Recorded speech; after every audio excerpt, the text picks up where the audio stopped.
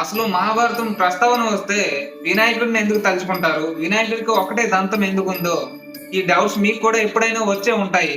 దీని వెనుకున్న కారణం ఏంటో చెప్తాను, వీడియోని లాస్ట్ వరకు చూడండి. ఒక రోజు వేదవ్యాసుల వారు బ్రహ్మదేవుడి దగ్గరికి వెళ్లి, నేను మహాభారతాన్ని నెక్స్ట్ జనరేషన్ కోసం రాయాలని అనుకుంటున్నాను అని చెప్తాడు. అయితే నా వేగాన్ని క్యాచ్ చేసి రాసేవాడు కావాలని బ్రహ్మదేవుడికి చెప్తాడు. చెప్తే నీ వేగాన్ని క్యాచ్ చేసి రాసేవాడు వినాయకుడు ఒక్కడే ఉన్నాడని బ్రహ్మదేవుడు చెప్తాడు. వ్యాస మహర్షుల వారు వినాయకుడిని మహాభారతం రాయడానికి సాయం అడుగుతారు. అడిగితే వినాయకుడు సరే అని ఒక కండిషన్ పెడతారు. నేను వేగంగా రాస్తా కానీ మీరు మధ్యలో చెప్పడం ఆపితే నేను అక్కడే రాయడం ఆపేస్తా అని అంటాడు వినాయకుడు.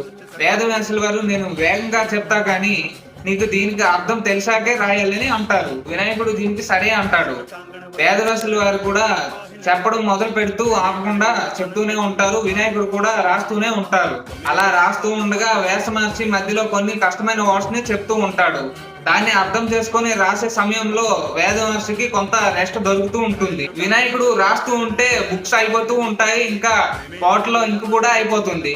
అలానే కంటిన్యూగా రాస్తూ ఉంటాడు. మధ్యలో కలం కూడా ఇరిగిపోతుంది. కండిషన్ వల్ల మధ్యలో తన దంతాన్ని విరిచి ఇంక్ బాటిల్లో ముంచి రాయడం మొదలు పెడతాడు. అందుకే మనము వినాయకుడిని ఏకదంతుడు అని అంటాము. అలా వినాయకుడు ఆగకుండా మహాభారతాన్ని పూర్తి చేశాడు. అందుకే వినాయకుడు చదువుకి ప్రతీకగా మారాడు. మనం కూడా ఏదైనా ఒక పనిని మొదలు పెడితే దాన్ని ఆపకూడదని దీనికి అర్థం. ఒరిజినల్ మహాభారతం అది రాయడానికి అప్రాక్సిమేట్లీ 3 years పడుతుందని అంటారు. అందరూ జై శ్రీ వినాయక అని కామెంట్ బాక్స్ లో రాయండి. ఇంకా ఇలాంటి ఇన్ఫర్మేటివ్ కాంటెంట్ కోసం మన ఛానల్ ని సబ్స్క్రైబ్ చేసుకోండి.